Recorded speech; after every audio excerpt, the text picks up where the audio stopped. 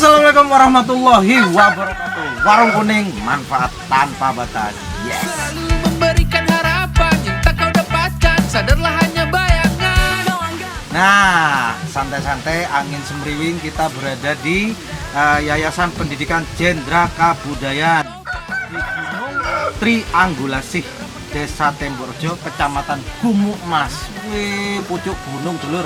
Nah, sekarang kita udah bersama dengan pemuda yang luar biasa, menginspirasi semua kita ya. Oke, apa kabar ini Pak Musin? Alhamdulillah, kabarnya sehat dan selalu semangat. Bahagianya hanya sementara, memang lebih indah, kita belum tahu.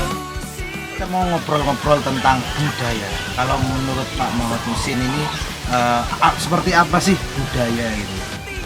Terkait dengan budaya yang saya pahami, sebenarnya budaya itu kan mungkin selama ini diartikan seperti seni tari, kemudian pakaian, dan lain sebagainya. Ya itu betul merupakan dari budaya.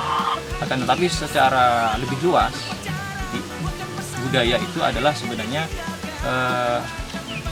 suatu sistem atau pola yang ada di suatu kelompok masyarakat atau bahkan individu yang menjadi kebiasaan.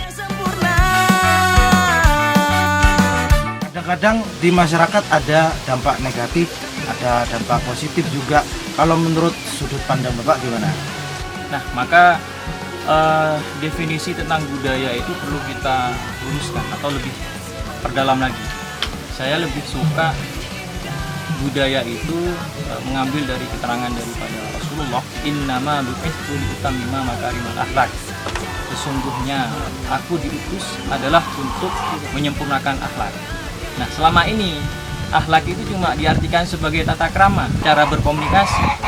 Padahal kalau kita lebih luas, lebih perdalam, akhlak itu adalah bagaimana kita berbudaya dalam masyarakat sehingga memunculkan suatu peradaban. Oke, benar banget Pak. Memang yang saya rasakan juga seperti itu. Nah, kalau menurut Bapak ini, apakah budaya juga bisa menjadi tolok ukur utama dari perekonomian masyarakat ini? Kalau budaya menjadi tolak ukur daripada ekonomi dari masyarakat, justru saya malah berpikir sebaliknya. Ekonomi menjadi tolak ukur bagaimana orang memahami budaya. Justru sebaliknya. Ketika terjadi ekonomi yang lemah di tengah masyarakat, maka mereka sebenarnya tidak bisa mengkorelasikan antara budaya berpikir, budaya bertindak, dan juga dalam pengaplikasian dalam kehidupan sehari-hari.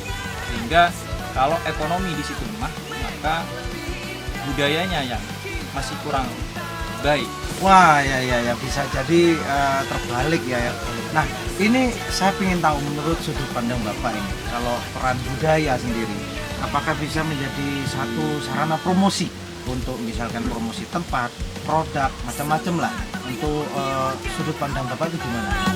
Budaya sebagai alat untuk mempromosikan wisata, tempat, dan lain sebagainya. Justru itu senjata ampuh ya, karena sekali lagi budaya itu cakupannya sangat luas. Narasinya begitu luas.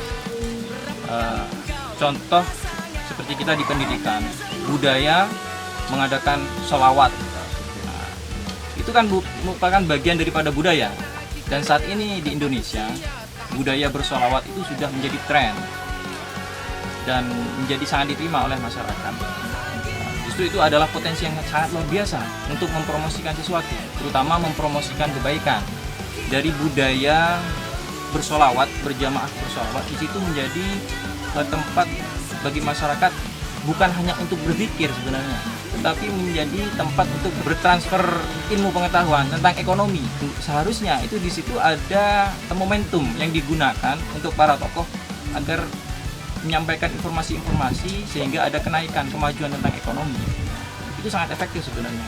Sekian untuk episode kali ini. Sekarang kita akan lanjutkan perjalanan kita untuk tokoh-tokoh yang lain. Warung Kuning, manfaat tanpa batas. Hanya pelarian